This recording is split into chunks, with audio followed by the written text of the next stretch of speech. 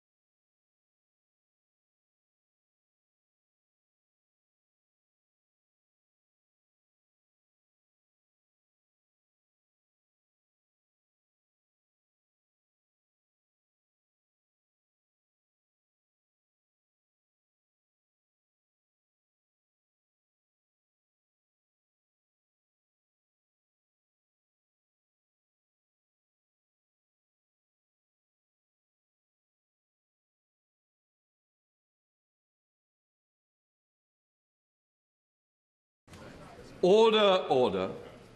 We are now meeting informally. As I informed the House earlier, given the exceptional and grave situation, I have agreed to a request from President Zelensky of the Ukraine to address members of this House about the situation in his country. That is why I have suspended the formal business of the House in order to hear the President's address. We have also been joined by the Ukraine Ambassador. President Zelensky, we have watched the situation unfold in your country with increasing concern, but also with increasing admiration for the courage, the fortitude displayed by you and your fellow Ukrainians.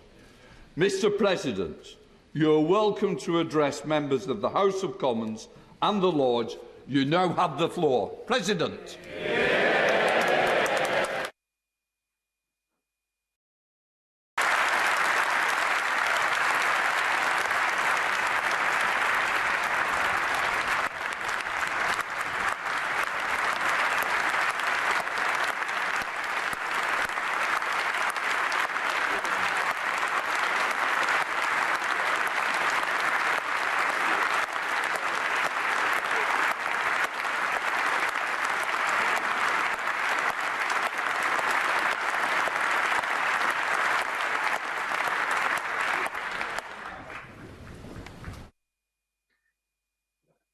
Пане спікер, пане прем'єр-міністре, члени уряду, парламенту, лорди, леді та джентльмени.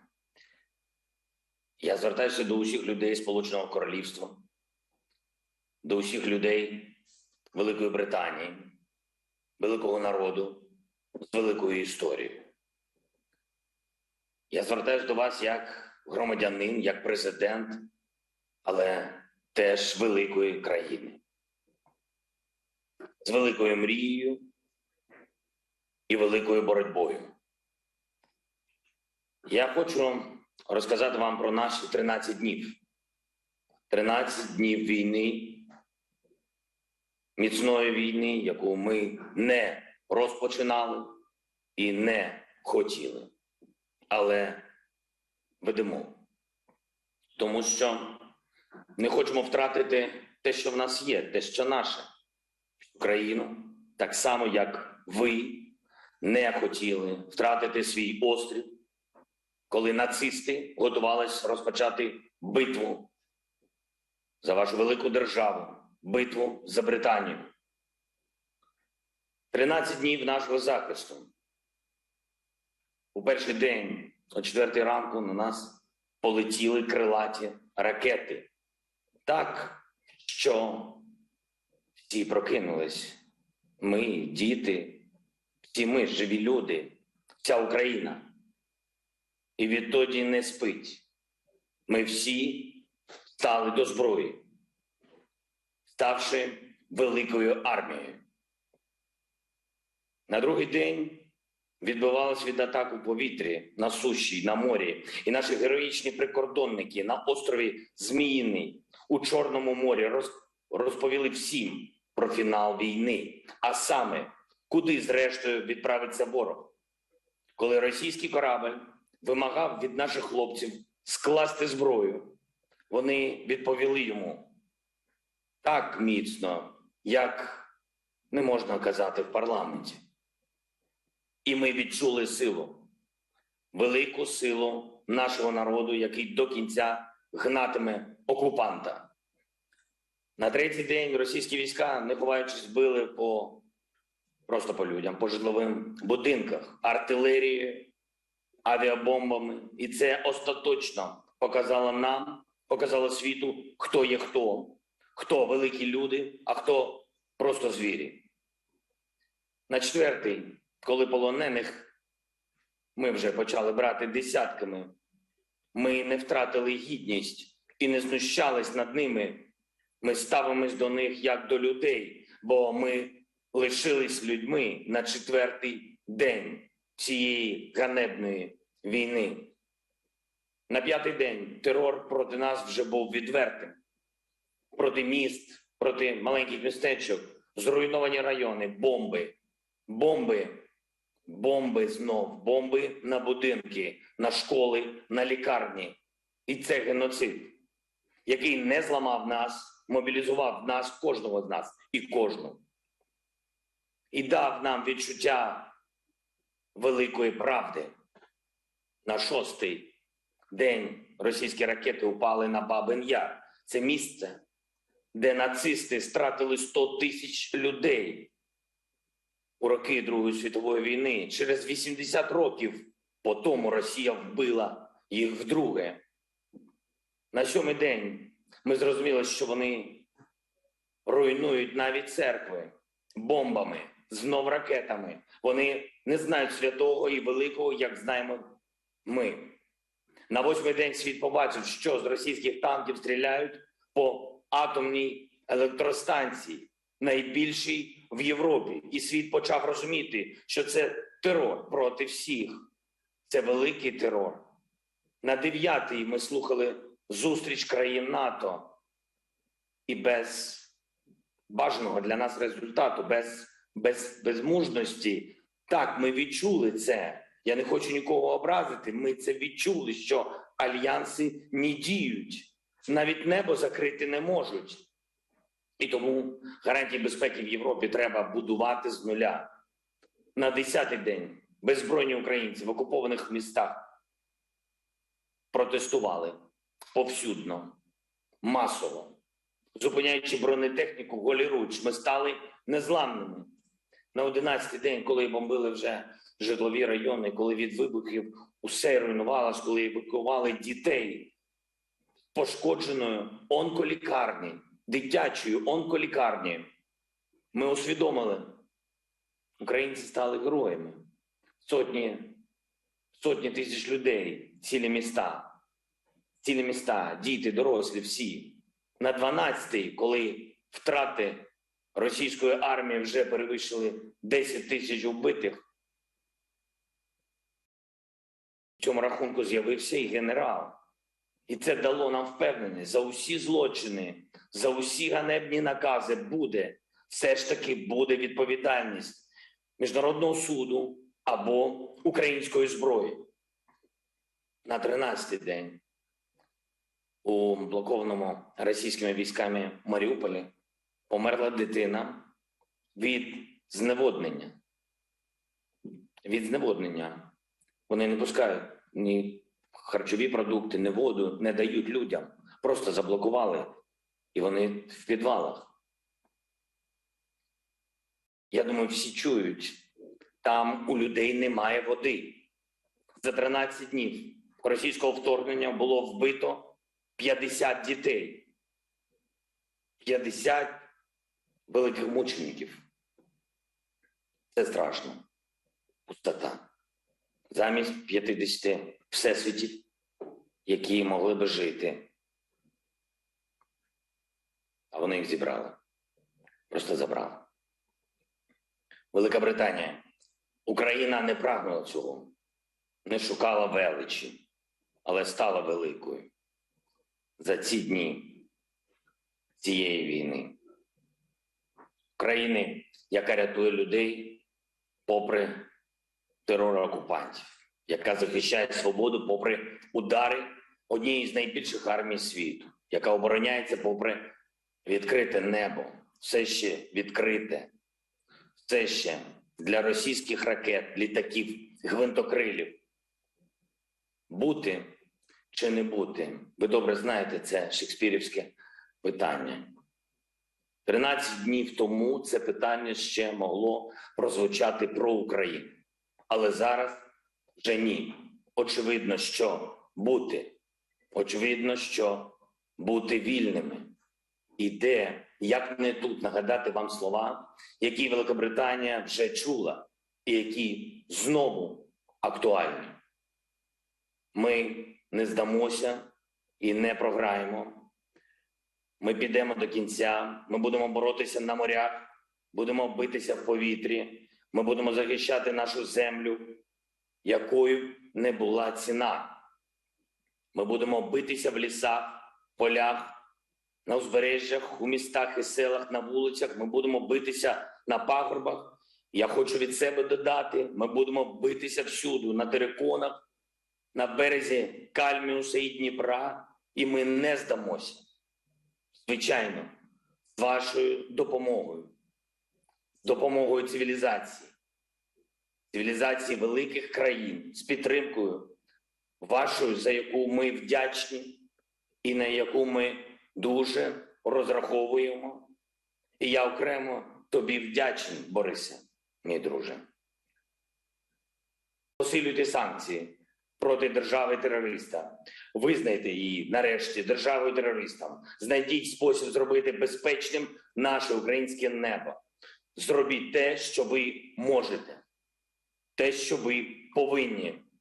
До чого зобов'язує велич вашої держави і вашого народу. Слава великій Україні! Слава Великій Британії! Дякую.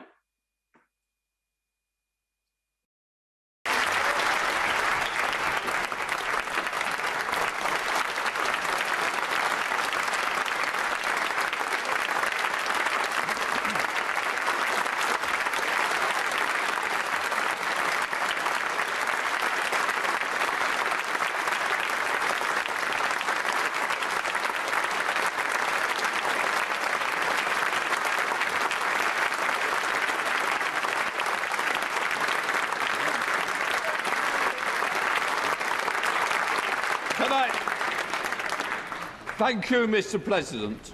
On behalf of the House of Commons, I want to thank you for speaking to us and for giving us very clearly and powerful perspective of the tragic situation facing you and fellow Ukrainians. We have debated the situation in Ukraine numerous times in recent weeks, and I know that we will continue to do so, and that when we do so, your words will be resonating with us.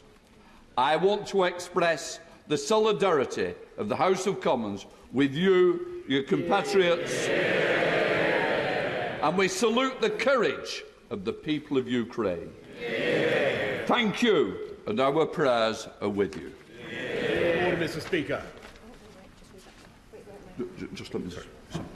We will now resume with the formal sittings of the House. Order, order. I will take the points of order from the leaders of the main parties before we return to the opposition day. I call the Prime Minister. Thank you, Mr. Speaker. A point of order, with your permission, Mr. Speaker. May I say that never before in all our centuries of our parliamentary democracy has the House listened to such an address. In a great European capital, now within range of Russian guns, President Volodymyr Zelensky is standing firm for democracy and for freedom. In his righteous defence, I believe he has moved the hearts of everybody in this House. At this moment, ordinary Ukrainians are defending their homes and their families against a brutal assault. And they are, by their actions, inspiring millions by their courage and their devotion. And I think today, one of the proudest boasts in the free world is "Ya Ukrainets." I am a Ukrainian. So this is a moment for us to put our political differences aside, Mr. Speaker, and I know I speak for the whole House when I say that Britain and our allies are determined to press on with supplying our Ukrainian friends with the weapons they need to defend their homeland as they deserve. To press on with tightening the economic vice around Vladimir Putin, and we will stop importing Russian oil, Mr. Speaker, and my right honourable friend, the Business Secretary, will update the House on that tomorrow. And we will employ every method that we can, diplomatic, humanitarian and economic, Mr. Speaker, until Vladimir Putin has failed in this disastrous venture and Ukraine is free once more.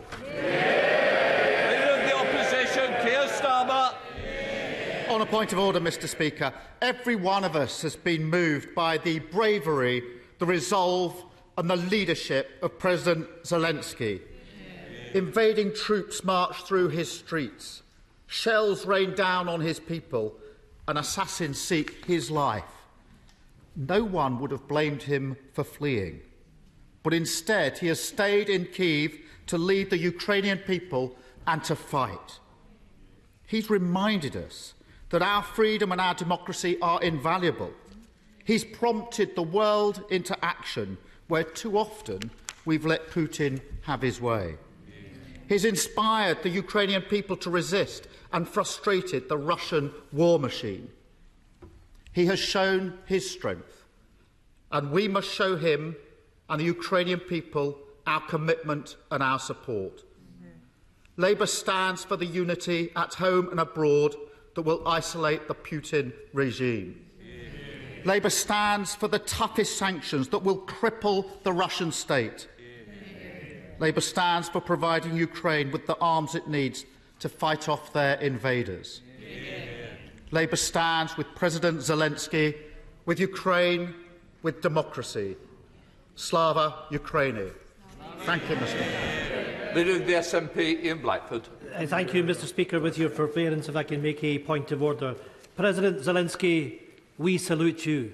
We stand with the people of Ukraine on the basis of the act of aggression, on the act of war of Putin. We must do all that we can to send support to Ukraine, to send the weapons that they need to defend themselves, to make sure that we sanction the regime in Moscow, that we deliver the clearest message to President Putin, that this will end in failure for him, that he will face justice at the International Court. We must stand in this House, throughout these islands, throughout the Western world, in defence of democracy, in defence of sovereignty. Peace, justice and the sovereignty of Ukraine must prevail. Let's make sure that we stand with our friends. We stand against those that have been bombed. We make sure that those that need our support, that need our sanctuary, will find a welcoming hand in these islands. Mr. President, we thank you. We salute you. Slavia Ukraine. David. Point of order, Mr. Speaker. Hearing the words of President Zelensky should embolden us all. They serve as a reminder of all that we stand for, of all which so many Ukrainians are so bravely fighting for, a bravery exemplified by President Zelensky himself. That we should never take for granted our values of democracy, of freedom and of our security.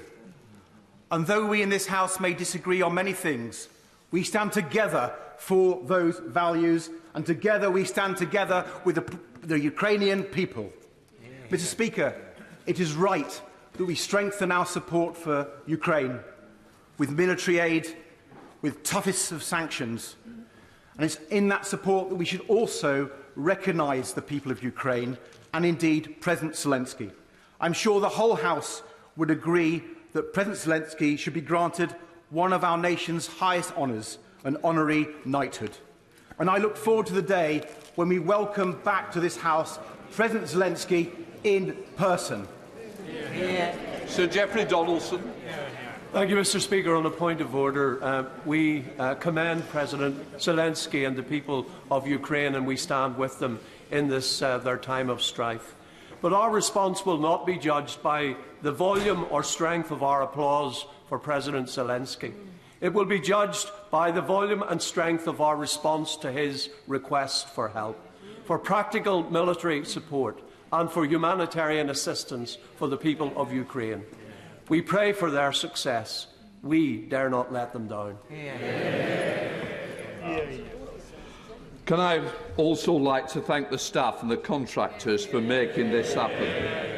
And when you leave the chamber, can you please hand in your headsets on the way out? Where you got them from?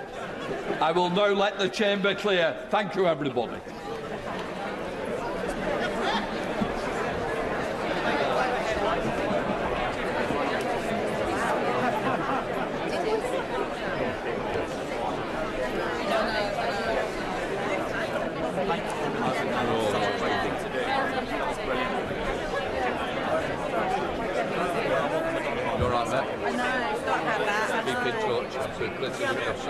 Yeah, definitely. We've got some things to sort out still, haven't we? Yes, we will. We're going to get contact.